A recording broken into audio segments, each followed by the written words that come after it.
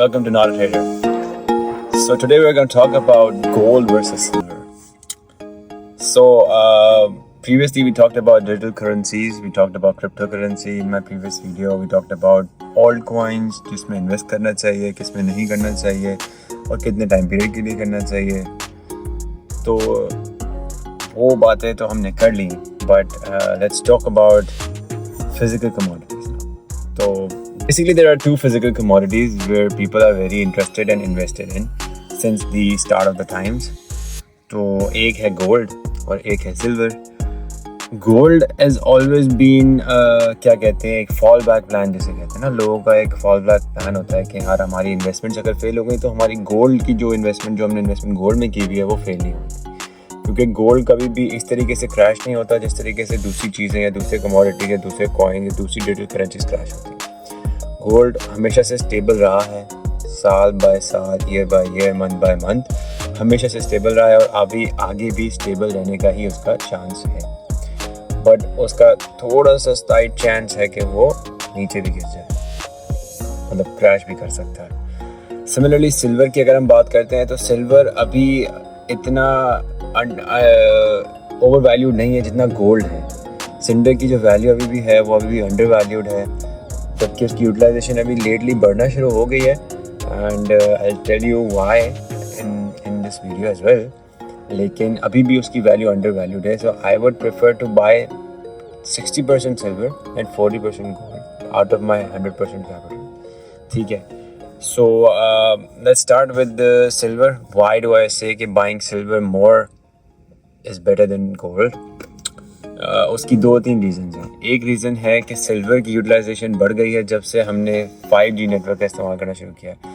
So as you know in the world 5G is being enabled everywhere. 5G के जो accessories होती हैं, जो उसकी वर्किंग टावर्स होते हैं, उसके अंदर सिल्वर की यूटिलाइजेशन होती है, जिसकी वजह से जैसे आप सिग्नल्स वगैरह यूज़ करते हैं वो उसमें काम होते हैं. अब उसकी साइंस और मैकेनिक्स में हमें नहीं जाना कि वो कहाँ यूज़ होती है कहाँ नहीं यूज़ होती है. हमारा काम वो नहीं, हम इंजीनियर्स नहीं, हम इन्वेस्टर्स हैं. ठीक है. तो ये तो हो गई एक बात. उसकी दूसरी यूज़ है EV कार्स, इलेक्ट्रॉनिक व्हीकल्स. अब obviously we live in a third world country. Pakistan, India, Bangladesh. I'm not going to say India, but Pakistan, Bangladesh, Sri Lanka and these nations जहाँ पर अभी इतना इलेक्ट्रिक मोटर व्हीकल्स आए नहीं हैं, कम से कम आए हैं. और उनकी तो obviously क्योंकि कम आए हैं तो उनकी एक्सेसिबिलिटी भी कम ही है अभी.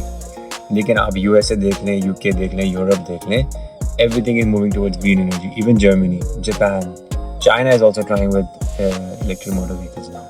So उसकी रीज़न ये है कि EV vehicles are cost effective and it's also not dependent on the regular fuel and gas. तो अब EV cars का अगर इस्तेमाल होता है तो EV cars के अंदर जो सोलर बैटरीज होती हैं या कोई लिथियम बैटरीज होती हैं, इसके अलावा जो उसकी और डेवलपमेंट में चीज़ें लगती हैं उसमें भी सिल्वर यूज़ होता है. तो अब जैसे जैसे EV cars का रुझान बढ़ता जाएगा हमारे पब्लिक के अंदर, वैसे वैसे सिल्वर की यूटिलाइजेशन भी बढ़ती जाएगी. अब अगेन सप्लाई और डिमांड का कॉन्सेप्ट तो सब जानते हैं. जब किसी चीज़ की डिमांड बढ़ना शुरू होती है, उसकी सप्लाई कम होना शुरू होती है, उसका स्टॉक राइज होना शुरू हो जाता है. So it's simple, demand increases, supply decreases, stock market grows exponentially. अब पिछले हिस्ट्री देख लेते हैं. जैसे हमने क्रिप्टो करेंसीज में भी हिस्ट्री की बात करी, इसी तरह गोल्ड और सिल्वर की हिस्ट्री भी चेक कर लेते हैं. पिछले 10 से 8 सालों में gold has progressed 39.7% and silver has progressed 42%.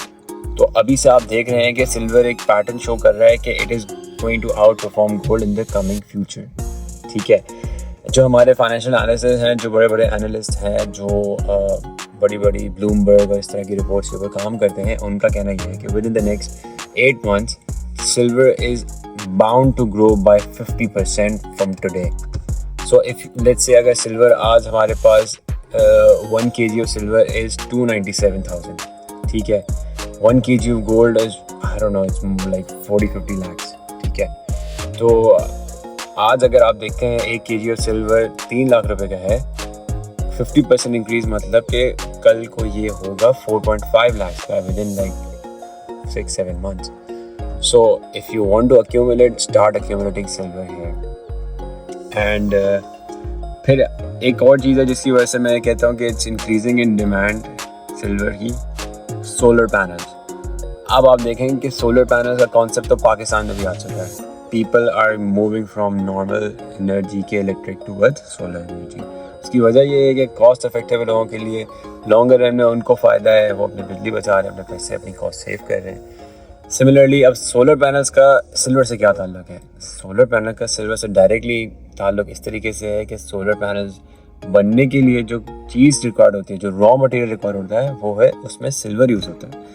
अब सिल्वर की फिर से डिमांड बढ़ेगी, फिर से स्टॉक बढ़ेगा, तो इसी तरीके से सिल्वर की रेंज भी बढ़ती जाएगी, इसका स्टॉक इंक्रीज होता जाएगा। गोल्ड, इसका ये मतलब बिल्कुल भी नहीं है कि गोल्ड में इन्वेस्टमेंट बुरी है या डिफ़िकल्ट है या ऐसा कुछ रीज़न नहीं है।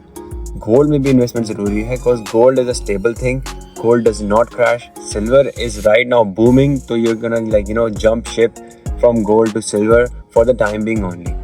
After 7, 8 months, 9 months when demand उसकी वापस से नॉर्मल स्टेट में आ जाएगी, तो ऑब्वियसली सिल्वर की स्टॉक प्राइस भी थोड़ा सा नीचे वापस आएगी। बट गोल्ड के साथ ये नहीं होता, because gold is accumulated by countries in huge amounts. ठीक है, मतलब बिलियन डॉलर का गोल्ड रोज़ खरीदा जाता है और रोज़ सेल किया जाता है by governments, United Nation governments या कोई भी यूरोपियन यूनियन गवर्नमेंट्स। तो वो ये सब करते हैं, वो अपनी कंट्री के लिए काम करते हैं। ठीक है, so the main takeaway from this is that invest 10%, 20% in gold, rest of it invest in your silver and hold it for at least 8 to 9 months. Again, this has been lovely this is my 4th or 5th video, and I hope you guys like my content. I don't know how many views do I get. I get very few views right now.